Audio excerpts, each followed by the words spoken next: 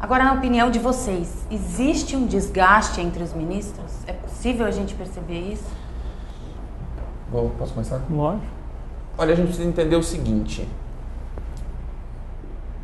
Existe uma razão pela qual aquelas pessoas são colocadas numa situação de ficarem frente a frente umas com as outras e exporem os seus argumentos para os seus pares para receber críticas, reparos, elogios, sugestões de modificação e assim por diante, né? Se a gente for pensar, por exemplo, em por que a gente aceita que um tribunal, como o Supremo Tribunal Federal, cujos membros não são eleitos pelo povo, cujo processo de indicação é por uma escolha pessoal do presidente da República, muito embora haja lá a sabatina do Senado, e a gente aceita que esse órgão tem um poder enorme. Ele pode dizer que as leis aprovadas pelo Congresso, eleito por representantes do povo em eleições diretas, são inconstitucionais. Ele tem esse poder de invalidar a legislação democraticamente feita, digamos assim. Por que a gente entende que o STF tem essa prerrogativa? Por que a gente dá a ele esse poder num regime democrático?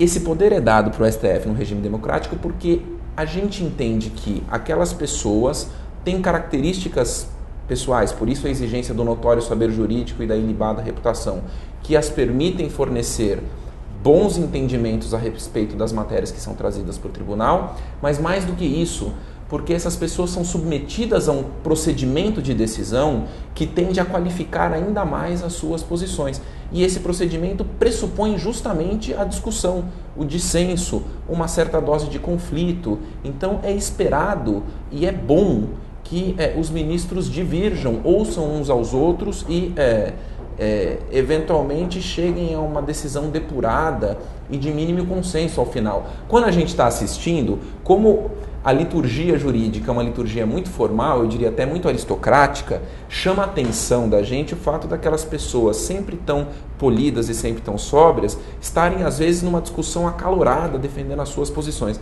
Mas vamos fazer o exercício contrário. Imagine que o Joaquim Barbosa chegasse lá, lesse o seu voto. Leio.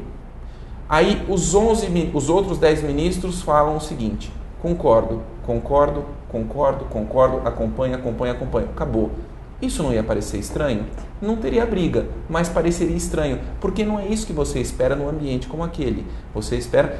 Quem acompanha o mundo do direito sabe que em julgamentos de segunda instância, no TJ, no TRF, às vezes, em muitas causas, o julgamento é exatamente assim. O relator, vem, diz, lê lá o seu relatório, lê o seu voto, tem um revisor e um terceiro juiz, ele fala acompanha. E isso às vezes é muito frustrante, porque, enfim, eles estão ali para uma decisão colegiada que, enfim, ao que parece não foi colegiada, ela foi uma decisão de uma pessoa que as outras duas aderiram. É bom, na minha opinião, que haja esse conflito. Evidente, ele tem que se dar nos limites do respeito e é sempre preciso cuidado para que aquelas pessoas, os ministros, que são ministros, mas são também pessoas, não deixem nenhum ânimo pessoal eventualmente contaminar a condução do julgamento ou a sobriedade das suas posições. Mas eu até aqui não diria que foi esse o caso. Tem ministros que são mais duros, mais ríspidos, tem outros que são mais suaves, mais serenos, mas eu acho que eles estão ali num debate muito honesto, muito correto, e que aquilo que a gente tem ao final como uma decisão tende a ser uma decisão em que nós confiamos mais, tendo em vista o fato dela ter sido tão dedicadamente debatida pelos ministros. E na sua opinião, Rubens? Olha, eu acredito, não é como se eu tivesse algo a acrescentar à opinião do professor Rafael. Eu acho que tem um fator importante também a ser considerado na opção que os ministros fizeram de se relacionar majoritariamente estando no plenário e com a publicidade da TV Justiça. Então é bom que eles divirjam, mas tem que deixar toda e qualquer divergência para ser resolvida no âmbito do plenário, como se não houvesse nenhum outro espaço onde isso pudesse ser conversado antes para o bom funcionamento da instituição, às vezes é prejudicial. A reação do ministro Ricardo Lewandowski, que por mais que possa estar correta, às vezes no fundo, de resistir à interpretação que estava sendo dada ao regimento interno, se manifestar que se retiraria da sala em protesto, gera repercussões negativas e de desgaste, que não me preocupa tanto se há desgaste entre eles, mas o desgaste da instituição perante o público. em grande parte, a legitimidade do Supremo Tribunal Federal está nesses procedimentos e ele conseguir se projetar perante a população como uma instituição séria, que é capaz de lidar com a sua competência, que é de resolver os conflitos legais. Então, às vezes, o que falta não é tanto esse choque de divergência, mas a ver com posições sobre questões menores e de bom andamento do processo fora da TV Justiça.